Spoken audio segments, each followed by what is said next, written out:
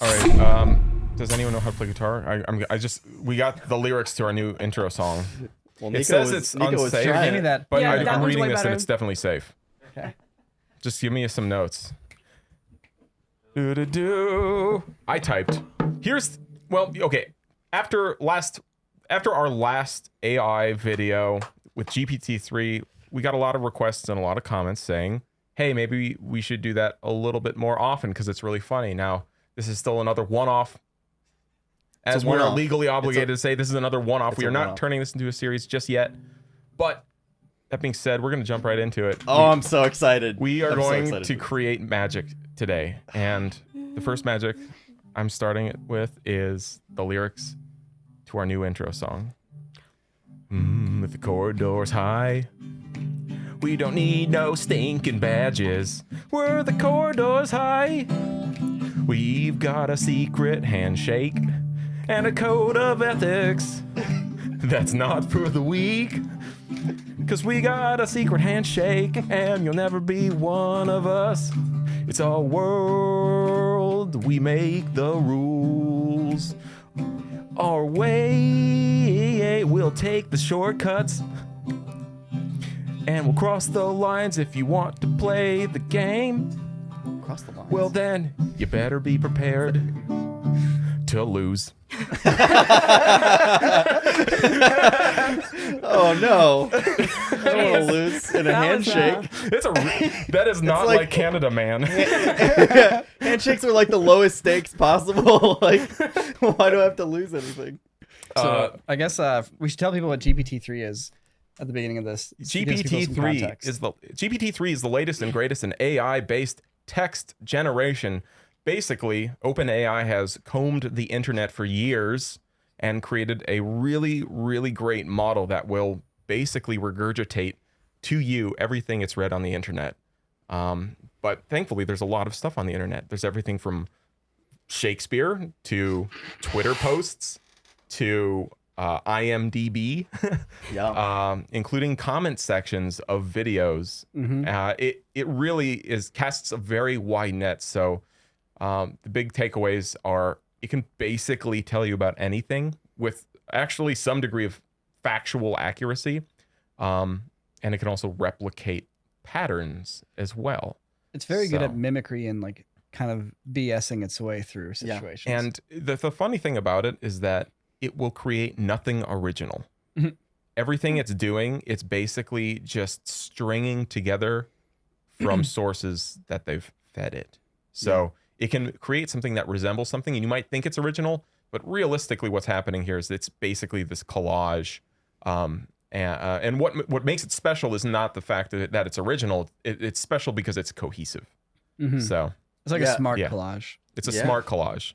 Yeah, what surprised me last time the most is just how human it sounds. Like, aside from a couple of like nuanced things that are like, okay, it's a little like it's just repeating itself. Yeah, it's just looping in on itself. It actually seems like a human wrote it. Well, there's a sense of humor to it, and there's a sense of humor. Yeah, a very unique one. It's like pulling from personalities of real humans online, and it's just kind of like this melting pot of humor and I don't know, weirdness. So much weirdness. So one of the really cool things it has is that it can contextually understand things. So like in the last podcast, we were doing a lot of top 10 lists. And they would contextually understand that there should be 10 entries into it. So which is funny, but like I think that's also because we're glomming onto like a common type of post. As far as like the amount of articles that exist in the world, I would imagine that the concept of a top 10 article makes up like a pretty good chunk of them. You know, like I don't know, but like 5% of all articles ever written are top 10 posts. I mean, who knows what the actual number is, but it kind of seems like something like that.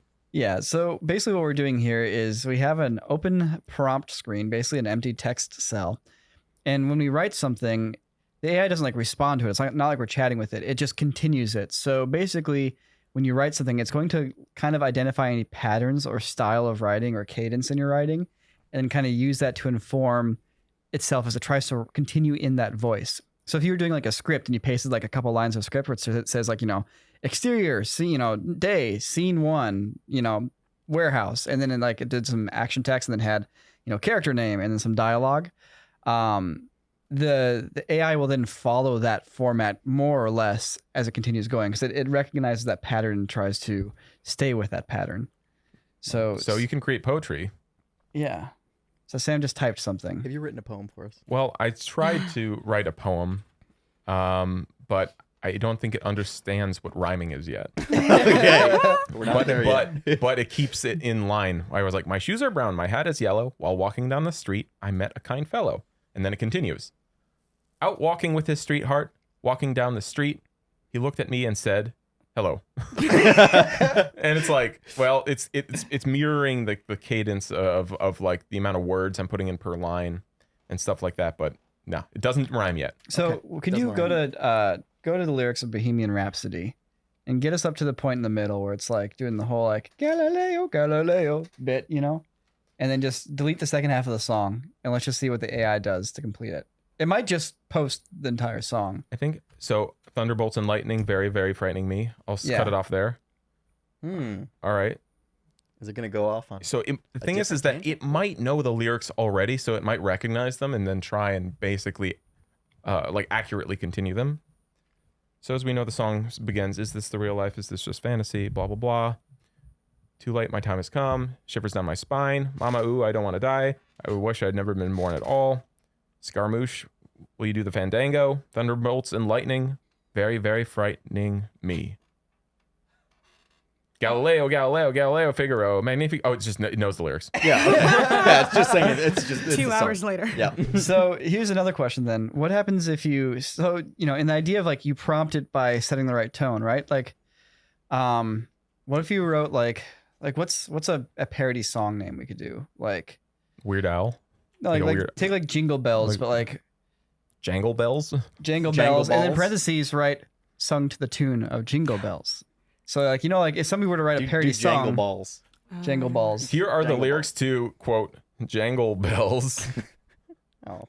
And then in parentheses right Jangle Balls. Jangle Balls. I don't know. you have to write it though in the as if somebody was starting an article with like a parody song, because then they would also put in parentheses sung to the tune of Jingle Bells. And then I'm gonna put sung to the tune of Jingle Bells. Interesting. And then give the first two lines of it. Jangle balls, jangle balls. Oh, this AI is gonna be All so right. confused. Ooh, let's see if there's Jangle. Jingle all the way. Oh, what fun! It's just Jingle Bells. Oh. Oh wait, no! It starts going. Oh! Oh, what fun it is to ride on a one-horse open sleigh. Now you see how it goes. It's so easy to do. All you need is a motorcycle and something to jangle too. wait, no. I made up the two. Jangle Bells is the game. Jingle Bells is the game. Young and old, everyone knows how to jingle all the way. Jingle balls, jingle balls, jingle all the way. And then now it's just jingle balls, jingle all the way, and then it just keeps doing it over and over. The song's and it's 10 minutes long. I think that's what hell is. Jangle balls. Close. Listening to Jangle Balls. Jangle balls. Jangle balls. I'm gonna preempt myself and get a paper towel now because I'm gonna be crying. Yeah, later. this is why I wanted to do this again, to witness Niko crying again. Yeah. And that's why y'all are tuning in. Thanks. To watch everyone cry. Yeah, to watch Niko specifically tear up. So I also have Discord open if you have a special request or something. Trust me. What I will generate it and then send you so we can hear it in your own voice. But Jangle Balls is a great idea. But like top 10 hidden Christmas song gems. How about? Oh, okay. 10. Doing some top The 10s. Hawks. Merry Christmas from the family. 9. Death Cab for Cutie. Christmas. Parentheses. Baby come home. These are all boring. Yeah. Here, give me like. Here, let's take this to the top again. Ooh. The smartest man in the world turned to me and said, or like, I asked the smartest man in the world how everyone could find happiness, and he turned to me and said. So we have to set it up as we are talking to the smartest man in the world.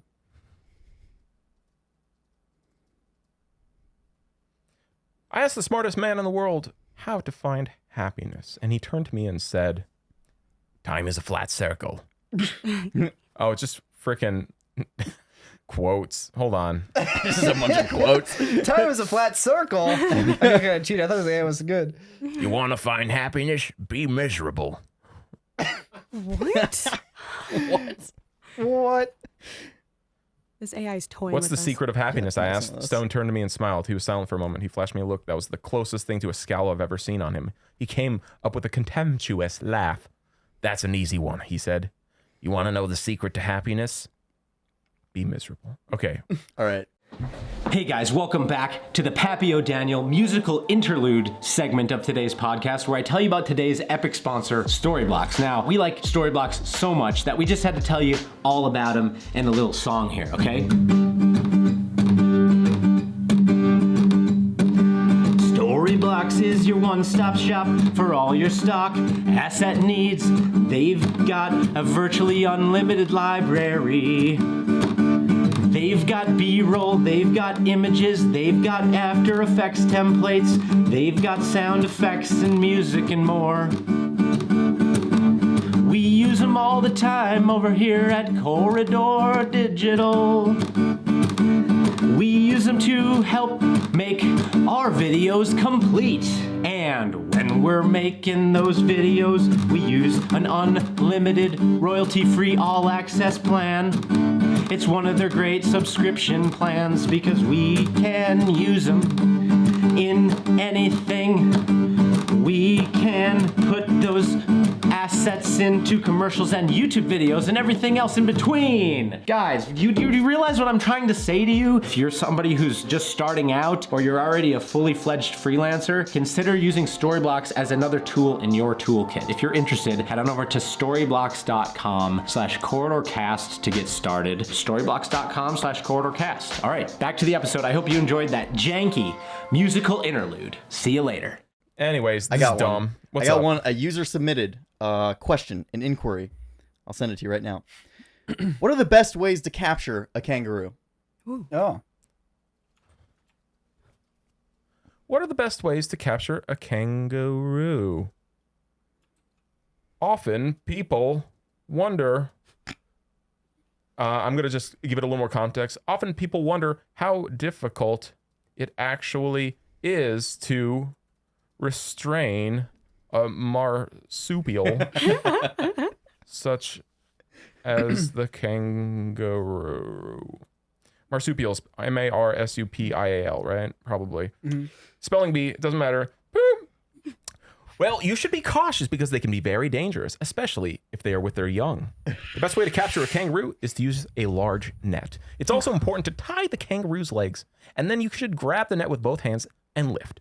If you try to lift a kangaroo while they're still on the ground, they will kick with their legs and grab the net with their hands. Now, more importantly, what's the best way to capture a wombat? Okay. Also with a large net, such as a fishing net. You can also use a bag that is very strong. Wombats are usually very calm, but if you relax them in advance with some food, they are much easier to capture. Now, even more important, what's the best way to capture a wallaby? Oh yes. The best way to capture a wallaby is also to use a large net. You should also tie all four legs. When you capture a wallaby, you should do it as quickly and quietly as possible. Quietly. I love these little weird insanity things. Yeah, it's just little details. Why should I approach a kangaroo? Kangaroos are usually very calm, but if you approach a kangaroo, they can be frightened. Why is it better to approach a kangaroo from behind? Kangaroos are much calmer when you approach them from behind. Now, let's say you're in front of a kangaroo.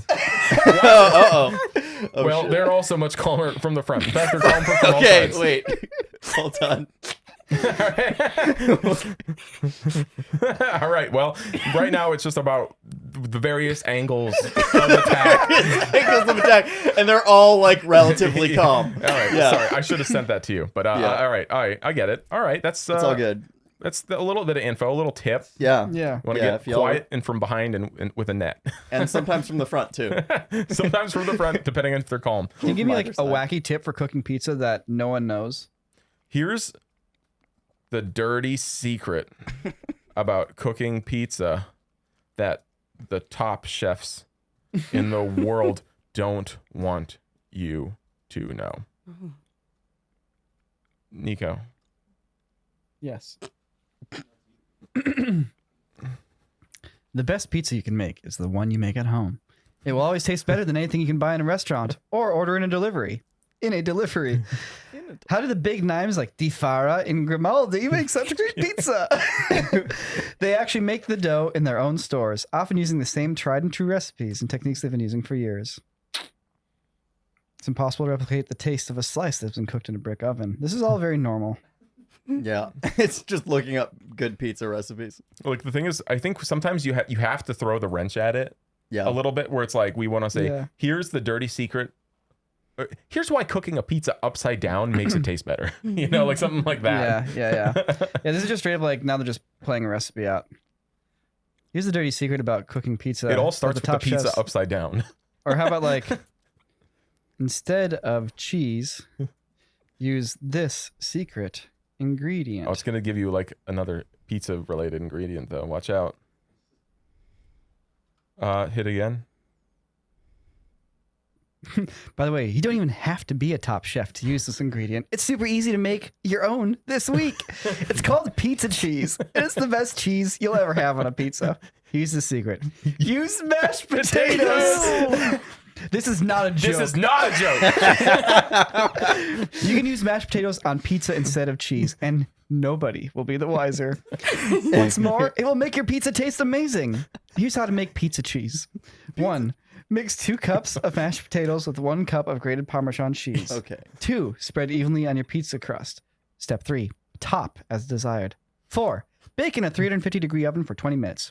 It's that simple.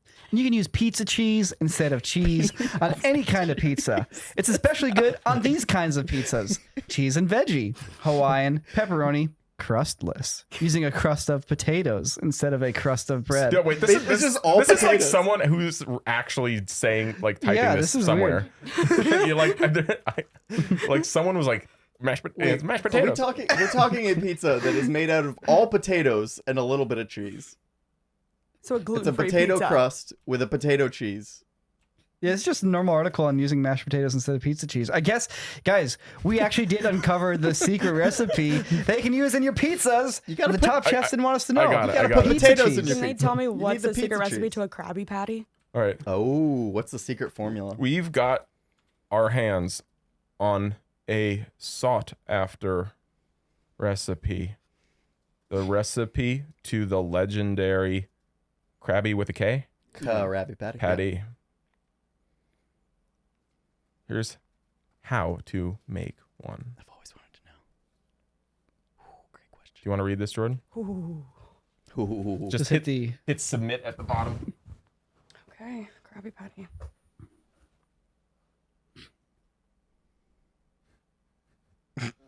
If it gives you a red warning sign, do not say it. Don't start saying it because it'll trick you and Voldemort will appear. Voldemort will appear. It's literally just a burger. It's 1 pound of ground beef, 4th cup of lettuce, 6 ounces of tomato sauce, 2 tablespoons of onions, half teaspoon of salt, 4th teaspoon of black pepper, 1 pinch of basil, and a pinch of oregano. That's normal. That sounds pretty normal, GPT-3. Thank you. It's a burger. Yeah. Oh, well, delicious. I thought plankton would be in there. Here, I need to try. I have a thing to throw it. What's another great recipe that maybe you serve at a holiday dinner or something with a large gathering of people? Seriously, like a baked ham, a baked ham, biscuits, a baked ham, gravy. Here's the secret casserole to my famous baked ham that delights everyone at the Thanksgiving table. You are a good headline writer for BuzzFeed articles. Here's the secret to my famous baked ham that delights everyone at the Thanksgiving table. I'm going to type it. A scorpion. To start us off. There's lots of ways to make ham. I prefer to use a big ham and then slice it thin. I don't like big chunks of ham in my teeth, especially when there's a special guest at the table. If a scorpion finds its way into your baking pan, don't panic. It's not a big deal. Just pop it in your mouth and swallow it. Scorpions are delicacy in some parts of the world. But by the time you read this, the scorpion will be long gone. It's usually a one bite situation. Just make sure you don't eat the tail. That's poisonous. And don't let your guests get into the ham. They might be tempted, but if they do, you will have some explaining to do. Okay. Anyways, so that's what I was looking for. Something like that. Yeah. No, that's about right. We're like, we need those impossible things. Like we need the articles that would never be written. You have to supply a little bit of creativity. Yeah. And then it can run with it. Damn, I thought this was a podcast where we didn't have to do any thinking or entertaining. Let's do the... most people don't know that George Lucas wrote a fourth Star Wars film for after Return of the Jedi. And it begins with Luke Skywalker. At a dinner party. Falling into a black hole. Wrote another Star Wars film after Return of the Jedi. It begins with Luke Skywalker falling into a black hole. All right. You guys ready for this? It's going. This is the next Star Wars Ooh, that was here we never go. made. Luke then meets a godlike figure and a girl, and they help him fight the Empire. Luke then learns that his sister Leia is the reincarnation of a powerful woman. She's going to be killed by the Empire. He goes back in time with the help of the godlike figure to save her and wins the battle. They then travel to a strange planet where Luke gets turned into a being of pure energy and travels back to the galaxy to battle the Empire. After Return of the Jedi, Lucas wanted to make a film that was more epic and spiritual. He wanted to show how Luke became a Jedi, and he basically wanted to show how the Force worked. The story was going to be called The Star Wars, and Lucas planned to make it after he made Willow. The film was going to be, wow, good call on the Willow reference. The film was going to be 3 hours long, and he was going to shoot it at the same time as the live action scenes for Willow. Wow, busy man. That might be real, by the way. The Star Wars Spoilers. was going to take place 30 years after Return of the Jedi. The plot was basically going to be Luke Skywalker discovering the Force. It was going to be very similar to the prequels, but the plot was going to be more complex. It starts with Luke Skywalker as a teacher on a faraway planet. A boy named Arash runs away. I think this is real. Wait. Oh, no. Oh, yeah. Oh, Baltimore. Wait, hold on. Wait. No, we're good. Okay, all right. We're good. Oh, okay. Okay, so you might have been falling asleep here. Well, wake up, all right? So, Wake up. Luke is a teacher on a faraway planet, and a boy named Arash runs away from school, and Luke goes to look for him. He ends up at a circus, and he comes across an old friend named Akiro, who helps him find Arash. While Luke is at the circus, Luke discovers that the circus is run by a wizard named John Ton. John Ton likes to test people with puzzles and games. And he has many powerful artifacts. After meeting John Ton, Luke learns that Rosh is being haunted by a ghost. He tries to help Rosh, but he's too late and Rosh is killed. Luke then takes Rosh's body back to the Jedi Academy. Meanwhile, the Emperor is trying to figure out a way to kill Luke and the other Jedi. He sends his servant Martin to the faraway planet to find out more about Luke. Martin then goes to the circus and tricks John Ton into helping him. He then finds Luke and tricks him into coming to the circus again. He's a tricky While boy. Luke is at the circus, he discovers that Rosh wasn't being haunted by a ghost. He was being visited by the ghost of an old Jedi master named Bodo Bass. Bodo Bass tells Luke that he is the last of the Jedi, and Luke's father was a Jedi named Anakin Skywalker. Bodo Bass then tells Luke that he has to go to the planet Ambria to find a healer named Vima Da Boda. Vima Da Boda can help him learn how to use the Force. My. Yeah. Well, it's kind of cool with the names because they're very like in the universe. Vima Da Boda has an alien, is a humanoid alien with a pet named Chugan Jin. Wow. Chew? So this is Qui-Gon Jinn's dog Chew. It's just like Star Wars gibberish. Yeah, this is just a mishmash of Star Wars Do shit. you guys want to hear what happened when Luke fought Martin? Yeah. So Martin finds Luke on Dagobah, and then he fights him. Luke then uses the Force to turn Martin into a tree. After defeating Martin, he learns that he has to face his father in a battle to determine the fate of the galaxy. Wow. Beautiful. Martin, the most intimidating name Martin. we give a villain. I'll send my best men. Martin. He is the most evil force in the galaxy. Martin. Oh, this article's actually wrapping up here. Okay, so anyways, the final battle here we go. takes place on the Emperor's new planet. Luke has to fight both Darth Vader and the Emperor, of course. Luke wins the battle and the Emperor is killed, of course. We all know this. After the battle, Luke and Vader have a brief conversation before Vader dies. The story ends with Bodo Bass, Luke, and the other Jedi going back to the Jedi Academy. Anyways, the Star Wars was going to be the most expensive film ever made. It was going to have a lot of special effects, and it was going to be released in 4D. All the special effects used in the Star Wars were going to be practical effects. They're going to shoot the Star Wars at the same time as Willow, goddammit. The script was going to be completed in 1986, and the production was going to begin in 1987, and the film was going to be released in 1988. Oh, wow. Oh, in the original script, Luke was going to meet a shape-shifting wizard named Mizerduk. Mizerduk. He was going to have a romance with a girl named Rilla. Wow. Wow. It was... Wow. This is great. Yeah. Yeah, there's a lot. Star George Wars, man. Lucas was going to That's sell the Star film Wars to shit, Disney isn't it? in 2012. He was going to use the money from the sale to fund his retirement. Oh, it's just the story of this guy trying to make a Star Wars movie now. This All right. is weird. Oh, man. It's looping around. All right, let's find a new thread here. Okay, last bit. No, Well, there's more. it's getting better. The Star Wars is going to be set in the distant future. It was going to take place in the 30th century and would have been the first Star Wars film, the first to take place in the future.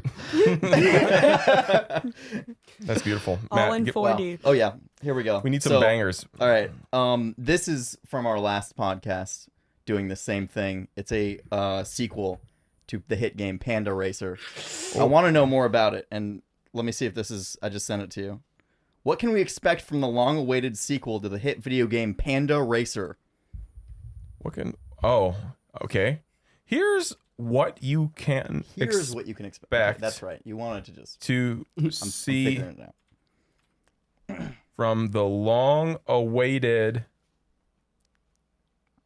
Wait. Here's what you can expect to see in the long-awaited sequel to Panda the Racer? hit video game Panda Racer.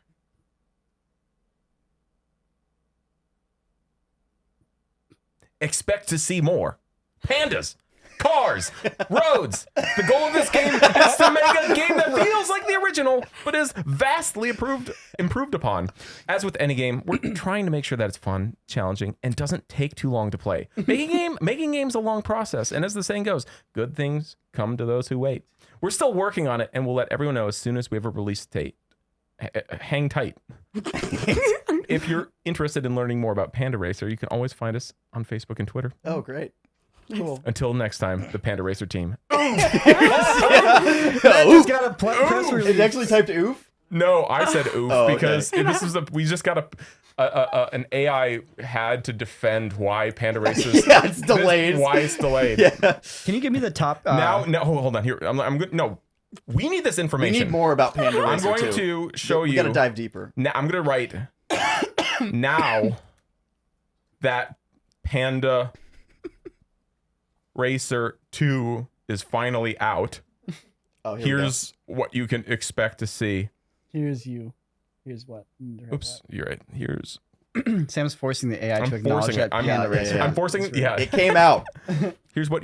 Now that Panda Racer 2 is finally out, here's what you can expect to see in the long-awaited sequel to the hit video game Panda Racer. There we go. You can race your favorite panda through a variety of different levels and environments. Unlock new levels, characters, and achievements as you play. Drive through the snow, ice, and sludge as you make your way across to the finish line. Use power-ups and special abilities to win the race. Race as your favorite panda, or choose a new character to play as. Defies the name of the game. Control the camera to get the best view of the race. Play Panda Racer 2 now.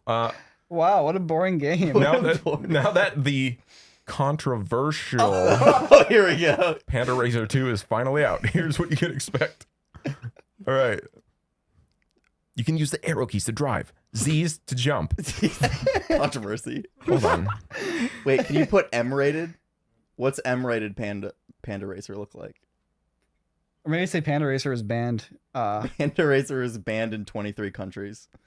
Here's what to expect. Here's why. Here's why. Here's why Panda Racer, the game. Here's why the game Panda Racer 2 was banned in over 40 countries. We're gonna get some spice here, so we might. we might get a little too much spice in this one. Panda Racer 2. It's a game. It's also a movie. We've also made a movie out of this. All right. In the game, you control a panda that rides a motorcycle. That's pretty much it. However, the game includes a movie. It includes a movie, which is in itself a movie. The movie is called A Soldier's Death. Wait, what?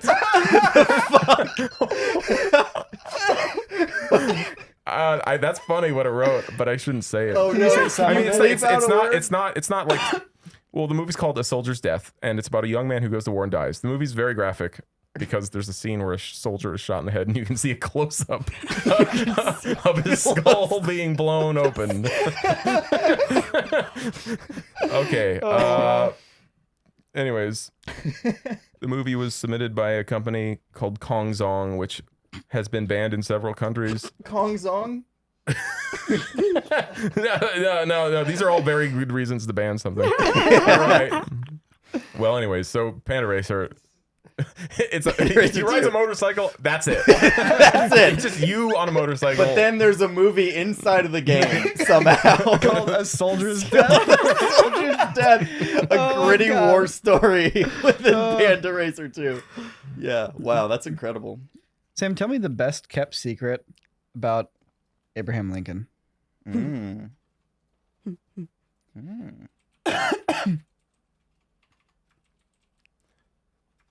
That your history teacher won't tell you. Dude, these fake BuzzFeed article headlines, man. You were on top of them. He was a vampire hunter. Oh, lame. We already know this. Never mind. Pick a different character. Harry Houdini. Harry Houdini. Harry Houdini.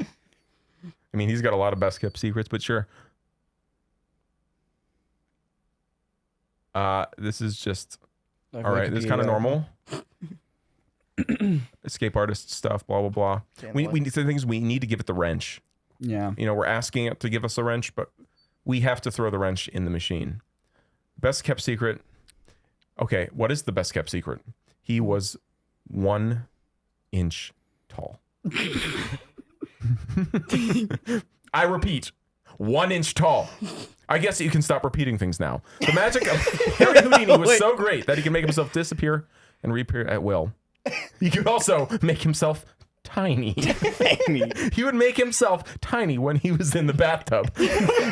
What? The reason he made himself tiny was so he could easily wash his hair. The reason Houdini didn't just take a bath was because he was too busy escaping from jails and handcuffs and straitjackets and all sorts of things. I don't time for a bath. He was a master magician. He was a master of the art of magic. He was a master magician of the art of magic. He could escape anything. He could even escape from being a master magician. That's why he made himself tiny. Sounds like he also made himself tiny because he was a little bit vain. He's a little and because he was a little bit vain and slightly egotistical, he always wanted to be the biggest person in the room. But for some reason, he always managed to be the smallest person in the room. He'd walk into a room and say, "Hey, I'm here. I'm Harry Houdini, the biggest person in the room." But then he would look around and realize that he was the smallest person in the room.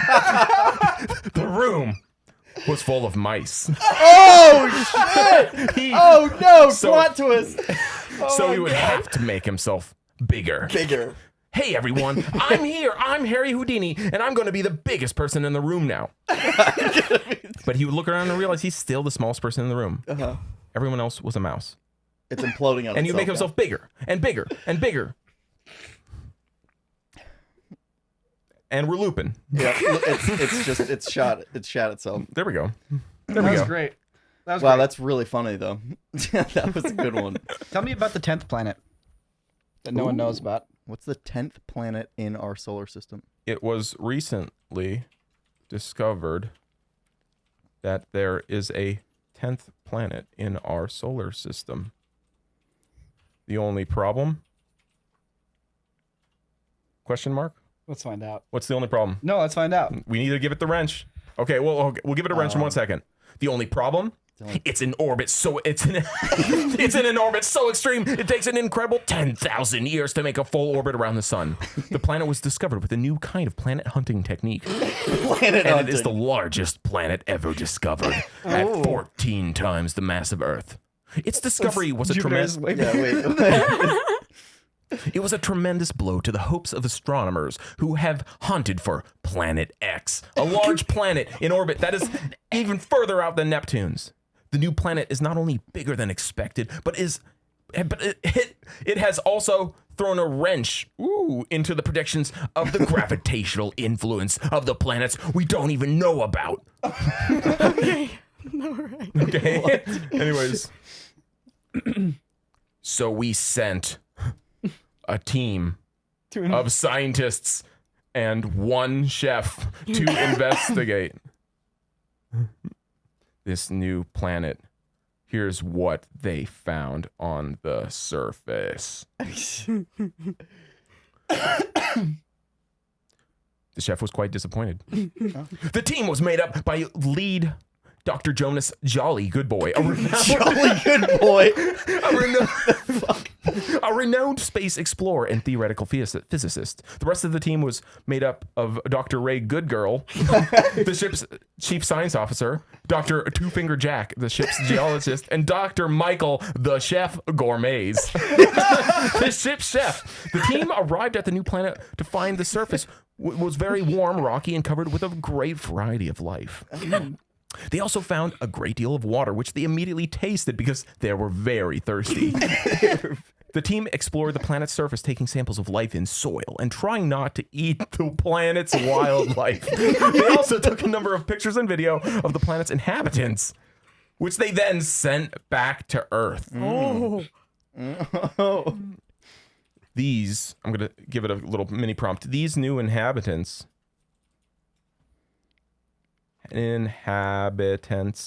changed everything we know about life on this planet. For instance, let's see what it says. These new inhabitants changed everything we know about life on this planet. For instance, the planet's wildlife would occasionally stop and stand on two legs. Hold on, no. Hold on. After bringing these new inhabitants to Earth, there we go. We need to...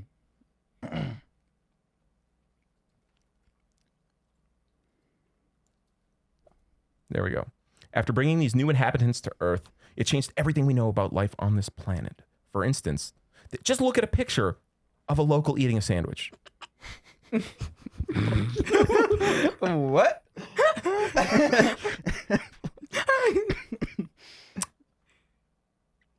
For instance, you can see that the pattern on these creatures' backs suggests they might be able to communicate. And the zoologist from the team found that they were quite delicious. Yep. Just these like food references. Yeah. We also found a bunch of creatures that looked a lot like us. We also found a bunch of creatures very different from us. Wow. After spending a few weeks on the planet, the science team made some surprising discoveries. The first is that this planet was not in fact a planet, but rather a moon. The moon. And also the second was the planet was actually very close to Earth. Oops. You see, this was a moon of our own moon. And the gravitational influence of the moon was strong enough that the team was unable to escape its pull. And they all died. On impact with the moon's surface. The team's fate was epic. It was epic. Wow. Hey, every week we continue to discover more about the universe. There's no telling what we're going to learn next. So, but I can tell you one thing for certain. It's going to be interesting. All right. And this was written by Dr. D, theoretical physicist. Oh my God, dude. Okay, anyways. The outro, man. Wow. Yo, can you tell me the secret to getting rich quick by petting my cat? If you want to get rich quick, you need to pet your cat a lot. Here's why. First off, many people are allergic to cats, but still want one. Cats are a lot like babies. They can't tell you what they want. Wait, hold on. This is not quite. First off, here's why. Cats are greedy. They're not only greedy, but extremely lazy. They would do anything to get food, even if it means making it rain on your keyboard. Wait. Number 2, cats are cheap. What? Cats will only give you money if they're sure you won't give it to anybody else. 3, they're easy to manipulate. Cats are so easy to manipulate. If you just show them a picture of a mouse, you can easily get away with the money. 4, cats are selfish. They don't believe in charity. They only care about themselves. 5, as we said, they're greedy. Oh, no. Jordan's crying. You're the first one to cry. 5, cats are very good at keeping secrets. Why? Cats don't talk much. They just purr and lick their paws. 6, did I mention cats love money? Cats love money. They'll do anything to earn money. And they have lots of time to do it. So if you want to get rich, just pet your cat a lot. By the way, if you like this post, you might also like 7 signs you're a cat person, 10 reasons your cat is special, and 1 reason why you are not. Oh no! Oh man! And 11 weird things your cat does that you don't understand. Dude, I want to hear about the cat special. I'm not. Yeah, why is the cat more special? Oh, no, I was just doing like the weird links at the end. Okay, so 10 reasons your cat is special and 1 reason why you are not. The ultimate guide to having a happy, healthy cat does not disappoint. Hold on, one more time. No. Just maybe start like literally go to the next line like 10. Okay. Oh, 10. Your cat's head is the same width as its shoulders. 9, you can easily play the piano with your cat's paws. Your cat is not eligible for military service. 7, your cat has no interest in antique furniture. 6, your cat can't ask the veterinarian to remove his prostate. 5, your cat knows the term spade is anatomically impossible. Okay. 4, your cat never needs to borrow your car. 3, your cat knows how to open doors. 2, your cat has never stolen your underwear and worn them. 1, your cat likes you. And then... So we said 2. Number 1 is your cat likes you. And then in all caps, just below that, it says, and the reason you aren't special, : your cat doesn't like you. Oh man! It gave us the 1 reason. It did. I mean, that's a good reason. Okay. The cat seems way better. Wow. What does my cat do when I'm not looking? Ooh. What? Just like the movie. Secret Life Here's of Pets. what your cat does when you're not looking. What is it? What is it? We need it. What does your cat do? No, no. Here's why cats should be the next president of the United States. Wow. Whoa. Here's what happens when you try and take a selfie with your cat. Woo, I've never seen that symbol before. What? Sam's waking up the AI. Share tweet. Close slide. It's like drawing from like PowerPoints or something. Oh, what? It's just give me a random. I'll give you a YouTube link. I don't want to click it. What? Give me another one. Wait, that's really interesting. It's not. He's not. It's hold on. It's not It's working. giving you YouTube Here's what your cat does when you're not looking. 1, they eat your Christmas tree. 2, they have a go at your Christmas tree. 3, they try and hide your Christmas presents. It's all Christmas. And then 4, they eat your Christmas presents. 5, Cats are fucking eating everything. they try and eat your Christmas dinner. 6, they try and eat the dog's Christmas dinner. Oh my god. 7, they try and eat the dog's kennel. What? Wait. 8, they try and eat the dog in its kennel. It's 9, they drink your beer. 10, they try and eat your dinner. They try and eat your Christmas tree again. They try and eat your dog again. Again. They do all this. Everything I just said, they're doing it is doing it again. They don't stop. It literally says again in the Yeah, the just words. say again. And then they rub your face in it. No way. Oh my god. Okay. Okay. Matt. Yeah, Jordan. yeah. Wow. What? What secrets are George Clooney's worm not telling you? Worm? Pet worm. There's a new hit pet in Hollywood. And George Clooney shares what it is. His pet worm. His pet worm. Oh, there you go. He's just a little fella, the actor said, of the tiny reptile he keeps in a terrarium. Reptile? He's got a couple of worms, and they're having a pretty good time, I guess. Clooney said he's feeding them twice a day, and they're, quote, pretty good sized. Pretty good sized worms. I like him a lot because he's so different, he said. And the only thing that comes close to being that different would be a snake. Clooney said he had to get a special license to have the worm. But it was worth it. Clooney, who is a regular on the People's Choice Awards program, hosted the event for the first time with James Corden. Oh. I've watched a lot of these, so being the guy at the helm was pretty cool, he said. Corden, who made a career of making other people laugh, said he was a little nervous about having a talk show. Blah, blah, blah, blah, blah, blah, blah, blah. Is the worm coming back? The worm they just lost the worm. Oh my God. Corden got in on the new pet craze too. There you go. My dog is my favorite animal. I like animals, but I like dogs the most. No, we were talking about worms. Worms, the worm thing. I have worms, he said. Corden said he has.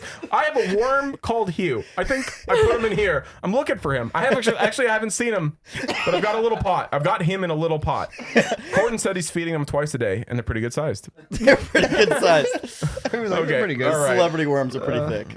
Oh wow. Here's what to get your fiance this Valentine's Day. A pet worm. A pet worm. Top 10 reasons why you should give your fiance a pet worm. Oh my God. That's not really working right now. How about today mankind stood still as aliens contacted us for the first time. The leaders of nations gathered when the alien leader Zorgon descended and gave a speech. Oh, sorry, I can't type that fast. I want to hear a speech from the first alien that we meet, basically. Everyone has always wondered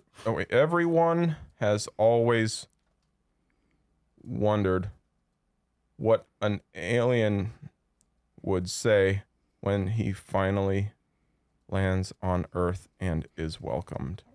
Here's a transcript of the alien's exciting speech. My fellow Earthlings, you do not know how long I have been looking for you.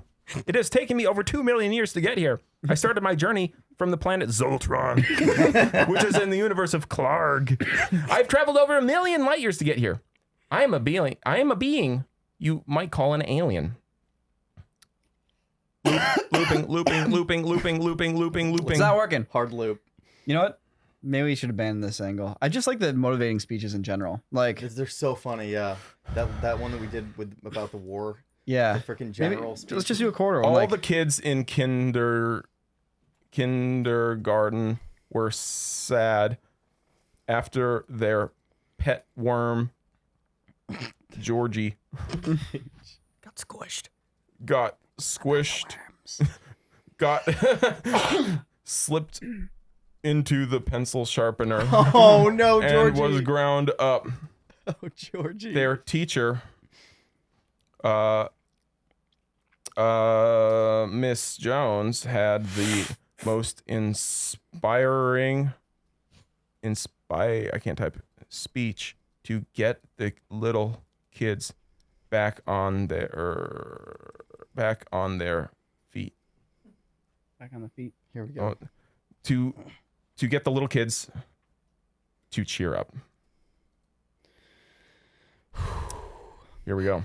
All right. Worms are just like us.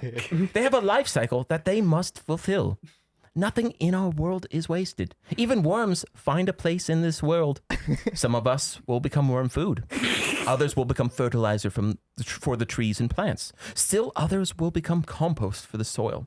It's all part of the cycle. Just like you, worms are born, they grow up, and they die. It's a fact of life. The teacher's words were so uplifting that the kids were completely cheered up. They went back to work as if nothing happened. And as for Georgie, the life cycle of worms is fulfilled when they are ground up and become compost. The end. This is one of my favorite children's stories. I hope you share it with your kids. To your success, Stuart Jones. P.S. I'm interested in your comments. Please share your thoughts on this story. It's a YouTuber. Copyright Stuart Jones. Copyright Stuart Jones. It's a made-up person. It goes so much deeper than you expect. Yeah. Like, always. It's a complete article, yeah. Yeah, it's a whole article. Well, that didn't quite go off the rails like I was hoping. No. Maybe It's just be kind like, of inspiring, though. 99% of homes are infected with monkeys. yeah, there you go. Yeah, that'll do it. Maybe like the top. Here's how to find out if your home is infected. First, go to your fridge. If there's any bananas in it, throw them away. If there's any apples, throw them away. If there's any grapes in the fruit bowl, throw them away. If there's any oranges in the fruit bowl, throw them away. Now, go to the kitchen cupboard. If there's any pots or pans in there, throw them away. There you Go to the bathroom. Look in the toilet. If there's any spiders in there, flush them down the toilet. Now, go to the bedroom. Look under the bed. You see any dust bunnies? Throw them away. If there's any dust bunnies in the closet, too, throw those away. By the way, if there's an elephant in the closet, throw him away. Now.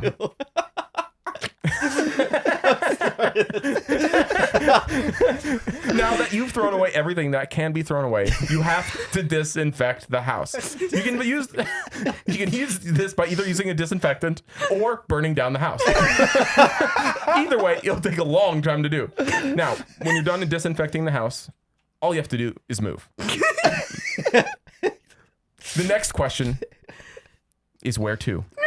That's easy. That's easy. Someplace that doesn't have monkeys in it. Oh my god, the comedic timing. It's really good. It's actually really good, though. Realtors have adopted using special monkey detecting goggles that can spot monkeys in your home before you even step through the door. All right. Oops. Oh, adopted. I'm like sweating from laughing. It's hard. I'm laughing right If you now. don't want to move, there's a new product available. Monkey proofing. It works like this. You buy some monkey proofing. You apply the monkey proofing. You hope that it works. You're done. That's like technically correct, yes. Yeah. Okay, well, I don't think we can go further on that one. Yeah. Oh god, it's a good one. You know, though. give me the best one-liners in history that, I mean, what's a good context for one-liners? Oh, what about pickup lines? Best pickup lines. Pickup lines that work. In the grocery store. In the grocery store, yeah, in a specific location. On Mars. The best pickup lines that work in the grocery store.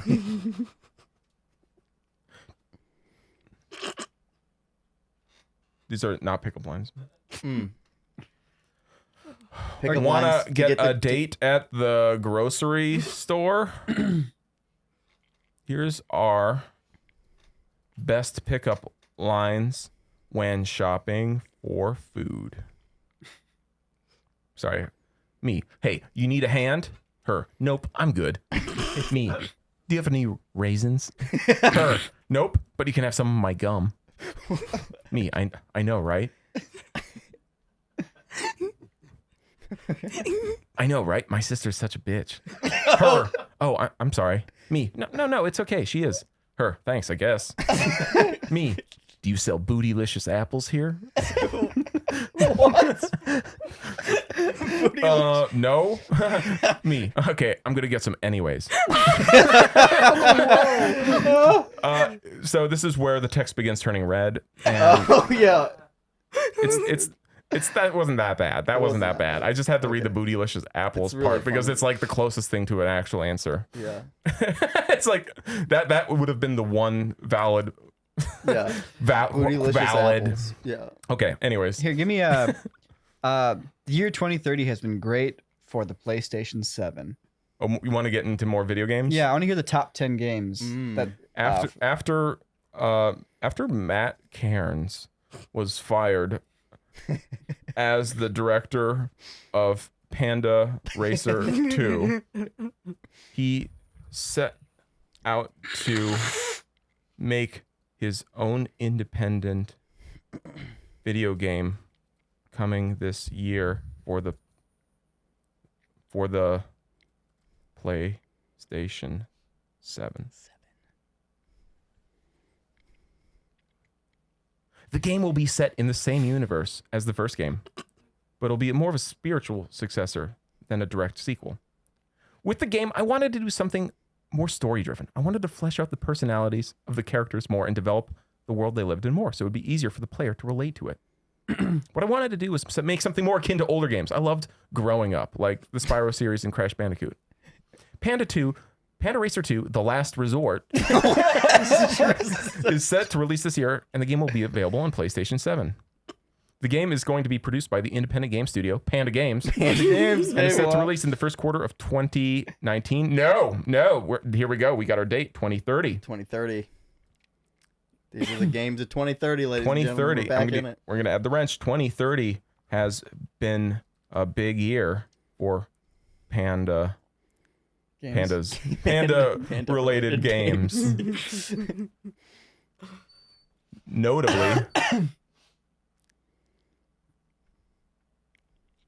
Notably, there was Nintendo's reveal of the new console, the Panda Switch. Oh, Panda Switch. There's no word if there's going to be a Nintendo Switch version or not. Oh, Matt Cairns is also working on a separate project, Panda Racer, the game. It's also a spiritual successor to Panda Racer 2. It'll be released in 2031. Panda Racer, the game, is going to be a mobile game. This is just all BS. Yeah. This is like actual articles on the internet when you're trying to read for stuff and it's just BS. Right. Okay. Hit me. Wow. Let's get some predictions going. Right, like, give me like what's gonna happen at the end of 2021, and then give me like bigger pictures from here.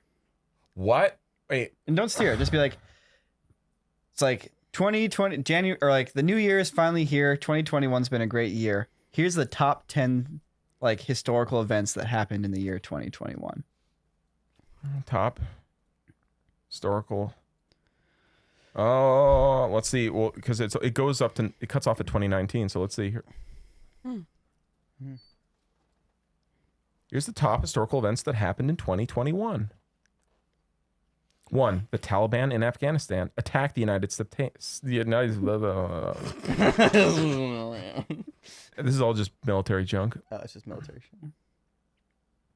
The United States approves the construction of the world's first successful commercial fusion reactor. The first permanent base on Mars is established. Wow. Yeah. The President of the United States is diagnosed with a terminal illness and is not expected to live more than a few months. Oh, no. The United States establishes a colony on the moon. Wow. A new religion called The Way develops and is quickly spread amongst the youth of the world. Oh. This is the way. A new system of government is established in the United States. The first manned mission to Mars is successful. We got the Mars. United States and Canada merge into a single country called United States of America.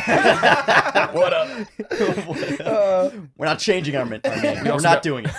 Also got a colony on Jupiter, a colony on Saturn, Uranus, Venus, Mercury, Neptune, Pluto. Neptune's moon, Saturn's moon, Uranus's moon. We got them all. Listing everything in our solar system. Okay, instead of writing it as if we're in 2021, let's do a prediction. Like, here's my prediction for what to expect in the year 2030, or like how our lives will be different in the year 2030. How will our lives drastically change in the year 2030? Some of these facts are going to blow your mind. Some of these facts will blow your mind. BuzzFeed. Here's how our lives will dramatically change in the year 2030. Number 1 will blow your mind. You really should write for BuzzFeed. Like, I'm interested already. We're going to be able to control every part of our bodies with our minds. Nice. In April, Duke University researchers were able to pass along a, quote, voluntary electrical signal to the brains of rhesus monkeys using a computer to control their arms. This is just a now news article. 2, we'll be able to live forever. In 2011, Google co-founder Larry Page showed off a new company called Calico, which was dedicated to the, quote, challenge of aging and associated diseases.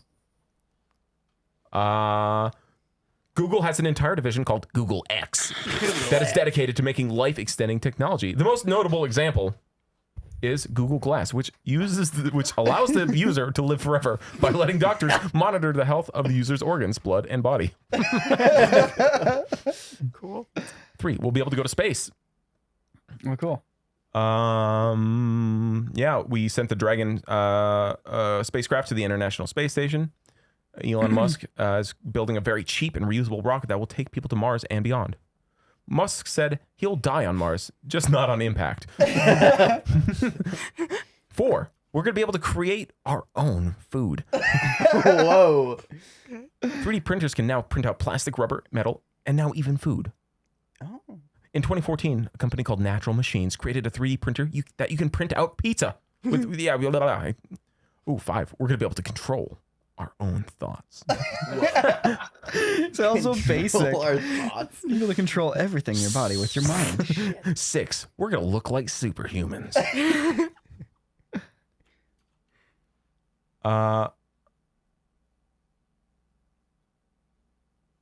Yeah, this is just basic stuff we already know. Cool. Yeah, we need little surprises like Adidas new shoes come with a special surprise in the sole. A tiny Munchkin who directs where your feet move. The new Adidas X Parley shoe has a special 3D printed sole that has an arrow pointing in the direction you should walk. If you look closely, you can see the little Munchkin who's right at home in the shoe's sole. Adidas, quote, the sole is the first step to creating sustainable products that are made with recycled ocean plastics, Adidas. They're made with 100% ocean plastic. What? Ocean plastic. Yeah, it's reducing pollution. We're going to be 100% plastic free and all our stuff. But where's this? Where's the Munchkin at? Seems to not be how did paying they get the attention. Munchkin? It kind of glossed over the How do they get the Munchkin? Where does the Munchkin come from? Where does this shoe Munchkin come from? I'm just going to write. The Munchkin points the arrow each time you take a step.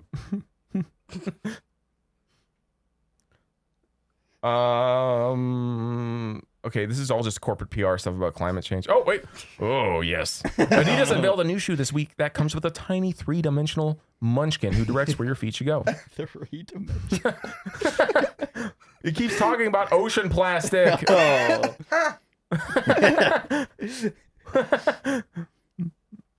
Okay. No, it can't handle it. Can't handle the Munchkins. The Munchkins are too much. Oh, man. The new fad that's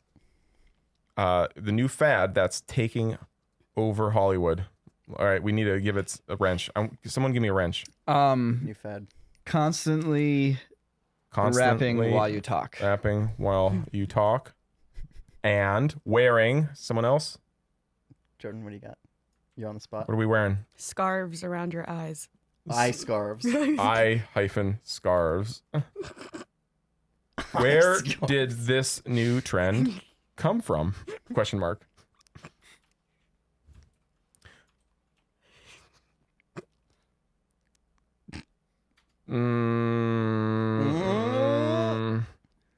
All of a sudden, all the celebrities are doing it. I don't understand. You have to listen to the lyrics of the song they rap when they talk. They're the most amazing things. I'm talking about the rap songs they make up as they go. Not the ones that are written for them, but the ones they make up as they go. It's just looping. It's looping, gun goofy. Okay, all right. I'm just gonna do eye scarves. Eye scarves, yeah. Scarves.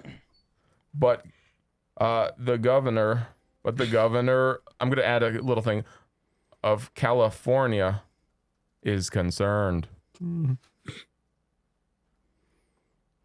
He says the scarves are a danger to public safety. To start the new show, You're the Worst, tells us why she's wearing them. She's a great comedian, but has she lost her mind? That may be the case. She's wearing an eye scarf. It's really nice to meet you. Thanks for having me. Thanks for coming in. You're the worst.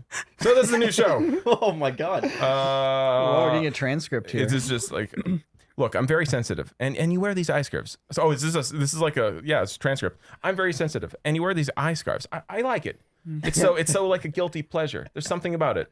It's like the little Valentino of headwear. It's not a thing. It's a little bit like when you have a cold or an allergy. You're wearing this to cover your eyes, but I don't know why you're wearing it. I think it's a little bit of a fad. I think it's a little bit of a thing.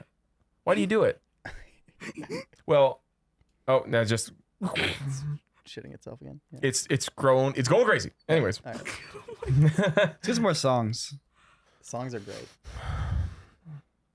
Okay. Oh, here's one. What's like a like a nursery rhyme for why it's important to wash your eyeballs outside of the sockets. You take out your eyes before you wash them. You take out your eyes before you wash them. The nursery Most rhyme. kids don't take out their eyes before they wash them. Thankfully, this little nursery rhyme will help them remember to take them out. Oops. Take them out. All right, here we go.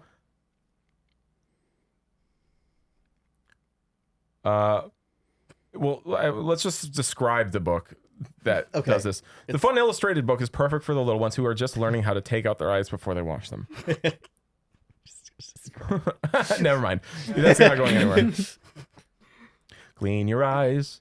Clean your eyes. Wash them very, very time. Clean your eyes. Clean your eyes. Wash them very time. Wash your eyes. Wash your eyes. You see much better.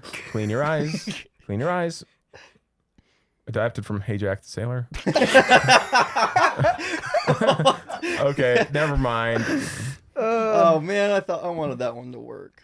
Give me the track list from the heaviest heavy metal album ever written. This is the Satan himself came out with a heavy metal album. Satan just dropped his new heavy metal album, and we have the inside scoop on the track list.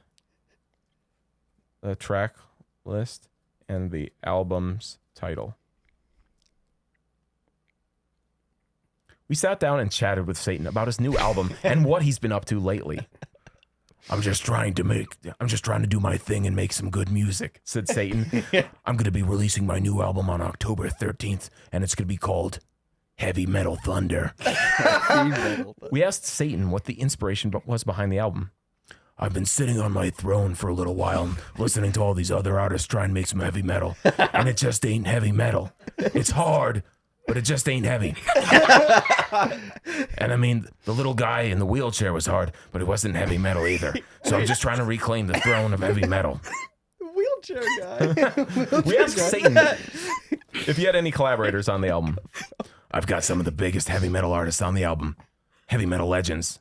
Heavy metal icons, and I'm not going to tell you who they are. But I will tell you that five of the songs on the album have the word devil in them.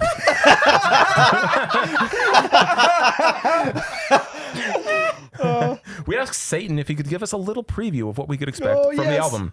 I'll let you hear one of the tracks. This one's one of my favorites on the album. It's called Fire and Brimstone. I think it's going to be a hit. Let's listen to it right now. Satan then played the track for us. We were very impressed. We asked Satan if he had any other projects he was working on. I'm also thinking about doing a clothing line. I was thinking about calling it Devil Wear. I was gonna do this. I was gonna do a clothing line for these rock and roll kids. I want to do some shirts, jackets, pants, some underwear, maybe some boxers, maybe some briefs. I'm thinking about a whole clothing line, and I've already got the logo designed. I just got to get the ball rolling. I've got big celebrities to endorse it, so that's what I'm working on.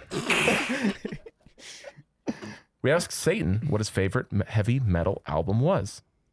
What do you think it is? My all-time favorite album is The Number of the Beast by Iron Maiden. Very, very apt. Very apt. Cool. Makes sense, Satan. Wow. All right. Cool. Wait, what's that message to the public? Nothing funny. Just more garbage. Oh my god. Can we see if we can make it sing? Make it spit out lyrics. Baba Black Sheep, have you any pizzas? What? The wheelchair got me. The answer is yes, of course. So funny. We have it in abundance. Right on. So why not make a pizza with Baba Black Sheep on it? Using that as an inspiration, I've created a pizza that goes with the classic nursery rhyme and makes a great dish for children. It refuses to sing. Anyways, it's a recipe of for some Italian food. No sheep in there? We're calling this Italian dish Baba Black Sheep. Baba Black Sheep. All right. Tell me about, see if it's too factual. Let's say we're playing Mario and we need some cheat codes or some cheats. How to hack Mario. Here's all the little actual secrets. Here's all the little secrets to find in the latest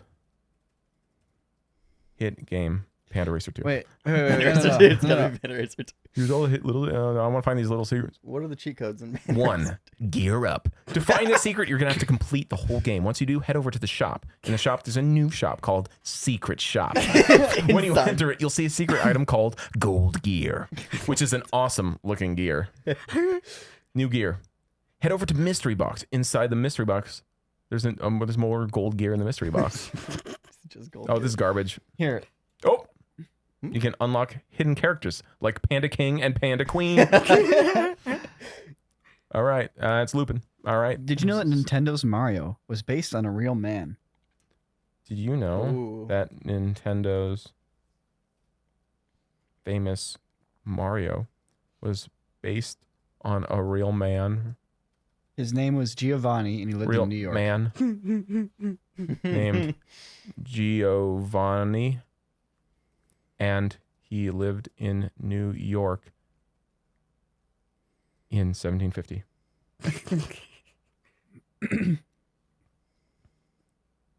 Not funny. Not funny. Try again. Bombing. He was a plumbing contractor. Yep, obviously we know that. Duh. Okay, abandon this. In fact, Giovanni was a very talented man who was a successful architect, engineer, inventor, physicist, and mathematician. His surname, Mario, was actually a nickname given to him by his parents. His real name was actually Giovanni Maria. Giovanni's parents were both very talented as well. Father was a lawyer, able to speak a number of languages, such as Spanish, French, and English. And Giovanni's father was the first person to publish a book in America. Wow. His mother was incredibly talented, too. She wrote The Young Gentleman and Lady's Philosophy. I do not see this circling back to Nintendo. Nope. Just give me Sam Gorski's top 10 sayings.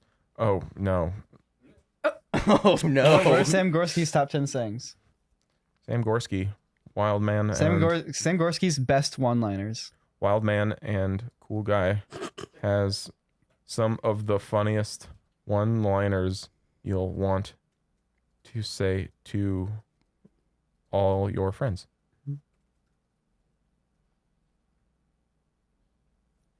Hang up the phone, your mother's calling. Got him. Your hair looks great. The cannonball run is over. I love you, fat pig. Oh my god. You're so ugly that when you were born, your mother said, "Oh Lord, what have I done?" You don't have a drinking problem. You're just a waste of good booze. Man, this like version of Sam Gorski is really mean. Deep cuts. Wow. Okay. That's not funny. It's sad. It's a little sad. What Niko to do? Perringer is one of the Your hottest young skateboarders out there. He just pulled Invented a new trick. a new trick that has everyone talking. He jumped over the Empire State Building with no help. Here's how. Niko grew up in Germany and skated at the skate park at the base of the Empire State Building. Every time he went down that hill, he'd dream about what it would be like to jump over it.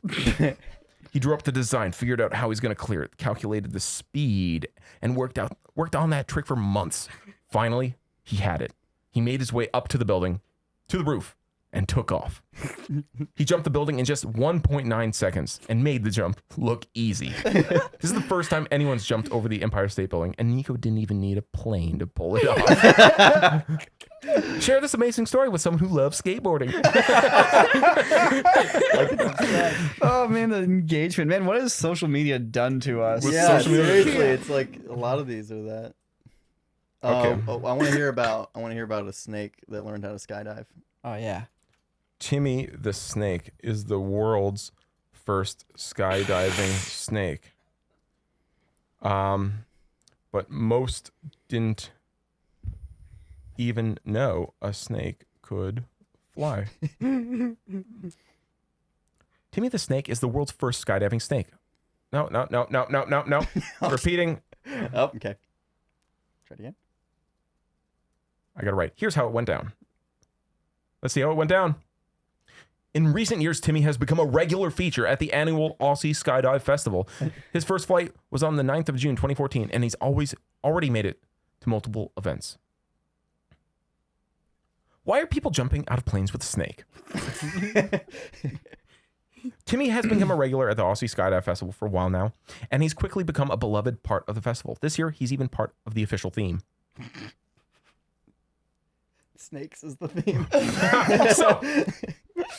Yeah, Timmy the Snake is the unofficial mascot and an ambassador for the festival. So, we're all asking, how does it work? The concept is actually really simple. The skydivers outsource to Timmy's handlers, who attach him to balloons. The balloons then float up to the plane where the skydivers launch themselves out with Timmy. The fun doesn't stop here. The skydivers have to land on a moving target, which is a pretty big challenge. Okay. Why a snake? Why a snake? Timmy was named after the festival's official mascot, Timmy the Tuggerannog Tiger. Timmy the Tiger is a beloved icon of this part of Canberra, and they're embracing the Australian outback. The snake, on the other hand, is a little more wild. I like to think of him as an ambassador for the outback as well, because Canberra's outback is full of snakes. So what's next for Timmy? We're hoping to see Timmy make more appearances at skydiving events around Australia in the future. If you're interested at having Timmy at your event, contact his handlers here. Timmy the Snake's image is licensed under Creative Commons. Okay. Oh God. Great work. All right, Wow. last one. One more. Last one. Oh man, that's Most people- It's gotta be a banger. Most people thought dogs couldn't talk No, they can. until now. My golden retriever surprised me this morning Cracking when the code, how I got my dog to speak English. dude just hit enter from there. Let's see what it writes. Can't type. An essay. Cracking the code, how I got my dog to speak English. This post is part of the Cracking the Code series. Cracking all kinds of codes. Hi everyone, as promised, here's the second post in my Cracking the Code series about dog training. Today, I want to talk about how to get your dog to speak English. So, A few weeks back, I promised that I'd have a post about how I got my dog to speak English. Well, here it is. The first thing I did was to figure out what he was communicating in dog language. Some of you know that I might use dog speak, a language created by Turid Rogas, to teach my dogs. Dog speak uses body language rather than words to communicate with our dogs. I first got into dog speak when I took a class with Turid in 2002. I took the class to learn how to help a dog I was working with at the time, Gracie, who had a lot of behavioral issues. I figured out I needed to learn how to talk to her in a language she would understand. Learning how to read Gracie's body language and speak in a language that she could understand helped us a lot. She went from being a dog that everyone saw as aggressive and in need of a muzzle to being a dog that I led around the room on a leash and was able to walk without a leash on walks around our neighborhood. So, as you see, I was a fan of dog speak right from the start. This is about dog speak. This is probably about dog speak. We're going to insert a line about teaching it English again. Yeah. Forgot about that. That's when Gracie started speaking English. I was stunned. I had never seen anyone teach a dog to speak English before. I was amazed and a little concerned. I was worried that if Gracie suddenly has a lot of things to say, I'd be stuck listening to her. So I started working with her on how to, quote, speak on command. I had an idea that if I could teach Gracie to speak and to only say what I told her to say, she'd be able to communicate with me just like I was talking to her. I started by teaching her to say yes. And then she'd bark. And then no and bark. Oh, we're in a loop. Oh, no. Oh, God. Anyways. Oh, God. No, this does not want us to teach dogs English. Let's keep pushing it. No, let's do an outro. I've got to bounce here soon. Okay. Okay. Well, you can type an outro. Does anyone want to sing an outro or do this? Try and give us what's a little banger? Yeah, just do, like, here's the script for how to end the podcast. Okay. Most people don't know how to end a good podcast. But here's a few tips on how. Oh, okay. That's my pitch. Yeah. Take it or leave it. So yeah, it's all about the BuzzFeed articles speak. You just got to learn that cadence, and it kind of works really well because like that's what it's trained on. That's what it's trained on.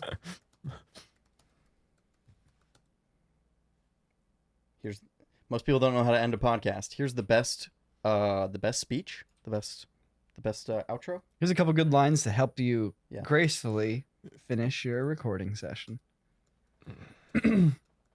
Here's a few lines to keep your viewers coming back for more. Oh, there you go. Ooh. I shouldn't say anything. It's just Sam. Let Sam do it. I just try and make it sound super slick. I'm like, oh, I want to know that. Okay. Submit.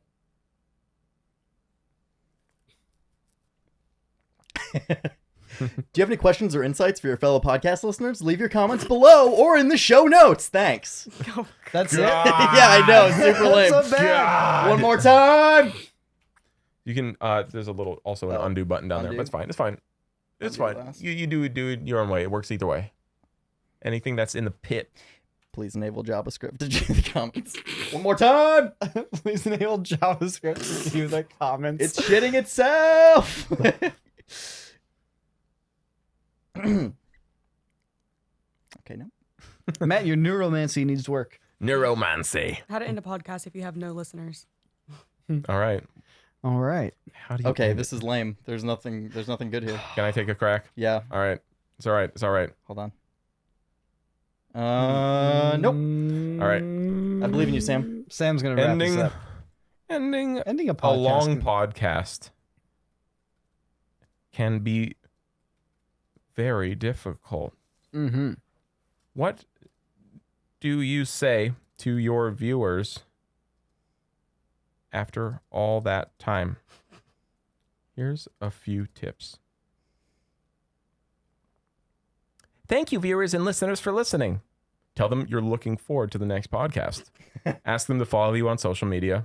Leave a review on iTunes, etc. Yeah, they were saying the same shit. Ask you to subscribe. Yeah, it knows too well how to end a podcast. Ending a long, gnome-focused podcast can be very difficult. Thank your viewers. Gnomecast. Thank your viewers. They've stuck with you through thick and thin, and they deserve your appreciation. Thank you, viewers. Let them know you won't disappear entirely. You may be stopping your regular podcast, but you'll continue to post YouTube videos. Oh. Oh, what? You can also check out other Gnome Stew podcasts, which Gnome include stew. Gnomes, like it thinks it's a D&D show. gnome cooking, God dang it! cooking with gnomes. Here's how to say Here, write me a song about. goodbye in 100 languages. Adios. Au revoir. Ciao. Aloha. Sayonara. Adios. Auf Wiedersehen. Some normal facts. Normal They're just facts. I'm gonna languages. say goodbye in alien language. Here's how aliens say goodbye. There you go. Boom. Simple. Chapter 1. A few years later. Nope. It's writing a book on how to say goodbye. Oh, I wonder what that story would have been. Yeah, right. All right, Niko, get the guitar. All right. Oh, you hand me that guitar, Jordan? Oh my god. What's inside the guitar? Oh. This is Junks. All right, the Quartercast just got a new outro theme for their podcast. Here are the lyrics. All right. The Corridor, written by Ryan Allen.